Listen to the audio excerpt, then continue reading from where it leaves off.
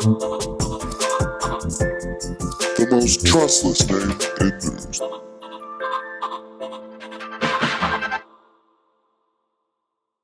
Crypto is all about decentralization. The protocols, the middleware, and the applications are all meant to have not a single actor controlling them. Although many people think the top two cryptocurrencies by users and price, Bitcoin and Ethereum, are on the path to centralization, being controlled by the global elite and a select few. Does this hold any truth? We'll find out the truth and nothing but the truth, so help me God, because it's time for Chico Crypto.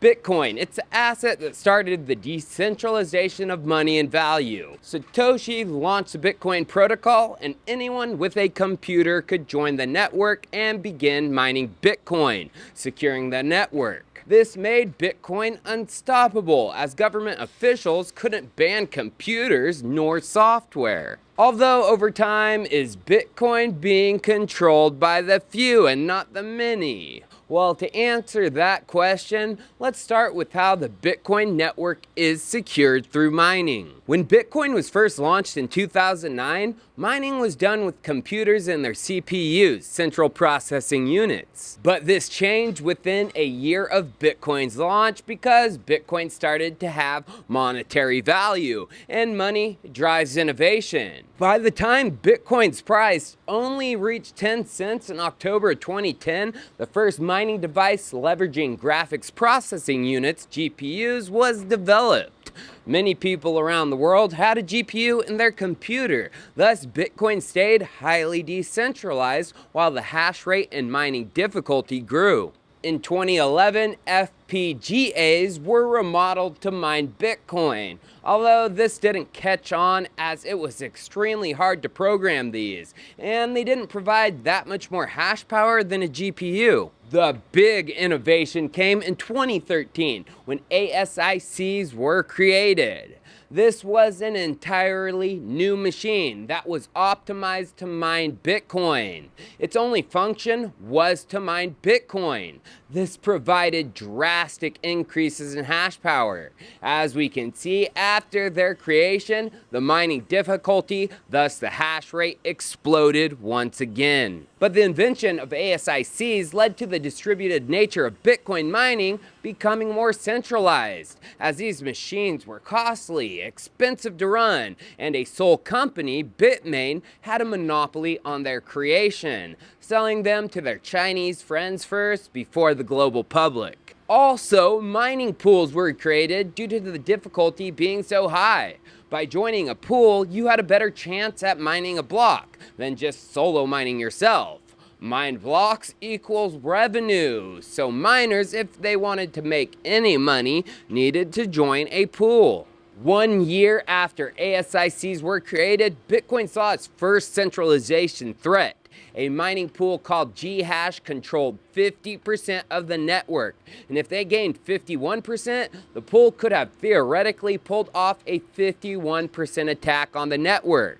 This means they would have been able to override Bitcoin's consensus mechanism and commit malicious acts such as double spending, which means one Bitcoin could be spent twice, sent to two different addresses in the same block. But this possible attack was thwarted. Many miners switched pools, reducing Ghash's dominance. But it happened again. The ASIC manufacturer, Bitmain, decided to create their own mining pools. In 2018, their pools, BTC.com and AntPool, combined claimed nearly 44% of the hash rate. And this one was extremely scary, as Bitmain's leader, Jihan Wu, attempted a Bitcoin takeover in 2017, which led to the forks Bitcoin Cash and Bitcoin SV. If he controlled the network's hash rate, it wasn't out of the realm of possibility he would pull off an attack. But once again, hash power left those pools and the possible attack failed. So how does Bitcoin's hash rate look today? As we can see, no single mining pool controls near 51%. Although just two pools, Foundry USA and AntPool, control over 51% together. Luckily, they aren't owned by the same entities. Antpool is China, and of course, Foundry is USA. Although having just 2 mining pools controlling over 50% and just 4 pools controlling 75% seems pretty dang centralized. It's not out of the realm of possibility that in the future, one of these pools surges and pushes towards a dreadful 51% again. Because at one time this year, Foundry USA controlled nearly 35%. So is there anything being done to solve this mining pool centralization? Well, actually, yes, there is. For miners to connect to a mining pool, they need to run a protocol on their mining machines. This was Stratum, and it was developed back in 2012, and it is what allowed pooled mining. Well, all the way back in 2019, Brains, the company behind Stratum, announced a specification for Stratum v2, whose aim was to make pooled mining more efficient and create a solution that would decentralize the pools. How? With a sub-protocol called Job Negotiator. With Stratum v1, pools use their own template, which selects transactions to confirm and secure for the miners. As a result, mining pools are a potential weak spot when it comes to censoring certain transactions by excluding them from the template. Job Negotiator, in combination with the template provider, gives the responsibility back to the miners to select transactions that go into a block, making them behave as a solo miner even though they are in a pool. Instead of hash rate distribution being controlled by the few, it would be controlled by the many. Now, how close is job negotiation to completion? Well, it's actually extremely close. In April of this year, Stratum released an update to the reference implementation. From the Decrypt article, it says, in the latest release of the open source version of Stratum v2, developers announced that they have completed job negotiation. Will mining pools adopt it once it's production ready? Well, the largest mining pool, Foundry, gave a grant for its development at the end of 2022. So my guess is yeah. What about Ethereum? Well, Ethereum originally used proof of work like Bitcoin, but they adapted their consensus to be ASIC resistant. Although they face similar problems regarding 51% attacks due to pooled mining. In 2016, a pool called Dwarf Pool approached 51%. This possible attack was also thwarted, although Ethereum developers believed proof of work wasn't the future. So they decided to change the consensus to proof of stake, which would allow the network to be more decentralized, including the block production, or so they thought.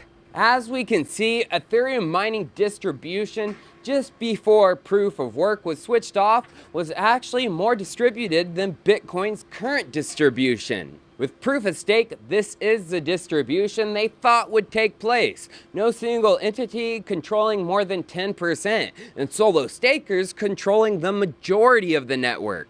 Well, the opposite seems to have happened because pooled staking protocols like Lido have made it extremely easy to stake, and the liquid staking token they create by staking with them has monetary value in DeFi.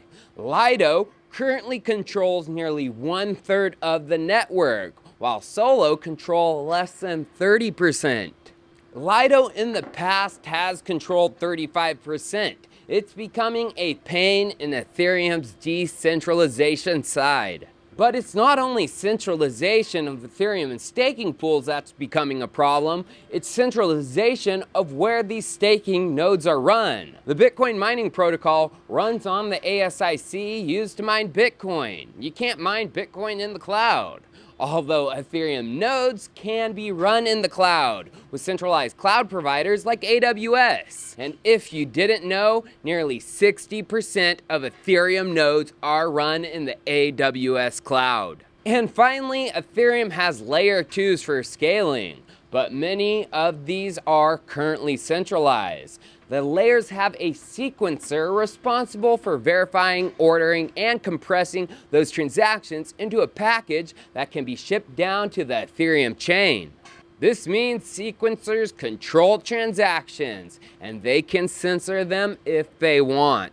And guess what? Sequencers aren't decentralized. That includes for Arbitrum, Optimism, Base Chain, and more. So is anything being done about the centralization of Ethereum on these fronts?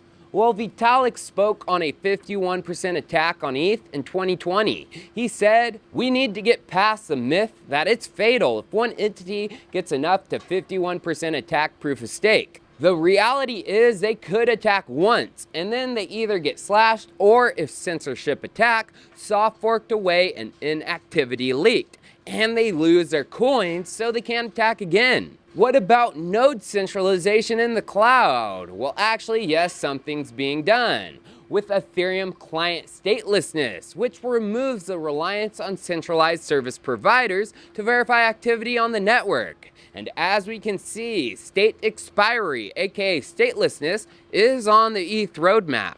Finally, what about the sequencers on layer 2? Well, yeah, this is being solved too. From that stinky link. They're here to save the day. They're working on Fair Sequencing Services, FSS, announced in 2020. And just last year, they even demoed FSS in action, doing an AMM swap powered by their FSS. Well, viewers, Ethereum and Bitcoin may have glaring centralization threats today, but the people behind the scenes, the developers, aren't rolling over and letting the networks be taken over by the few. Cheers, viewers. I'll see you next time. The most trustless name in news.